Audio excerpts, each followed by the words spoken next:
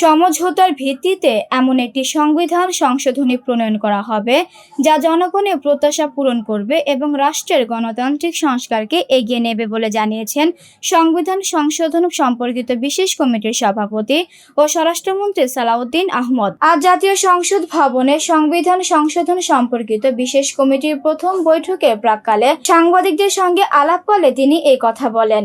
স্বরাষ্ট্রমন্ত্রী বলেন, বাংলাদেশের নবযাত্রা এবং রাষ্ট্র কাঠামোর বিবর্তনমূলক প্রক্রিয়ায় যেসব গণতান্ত্রিক সংস্কারের প্রতিশ্রুতি দেওয়া হয়েছে, সংবিধান সংশোধনের মাধ্যমে সেগুলো ধারণ করা হবে। এজন্য সব রাজনৈতিক দল ও সংশ্লিষ্ট পক্ষের সঙ্গে আলোচনা করে একটি গ্রহণযোগ্য সংশোধনী প্রস্তাব তৈরি করা হবে।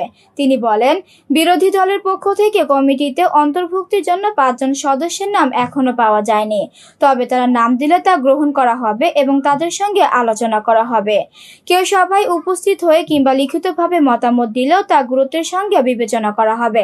বিরোধী দলের অংশগ্রহণ সম্পর্কে এক প্রশ্নের জবাবে সালাউদ্দিন আহমদ বলেন, তাদের আমরা সবসময় স্বাগত জানাবো।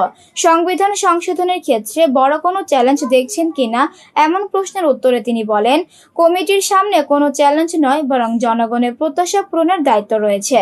সবার মতামতের ভিত্তিতে একটি গ্রহণযোগ্য, টেকসই এবং জনপ্রত্যাশার প্রতিফলন ঘটায় এমন সংবিধান সংশোধনী প্রণয়ন করা হবে বলে জানান তিনি।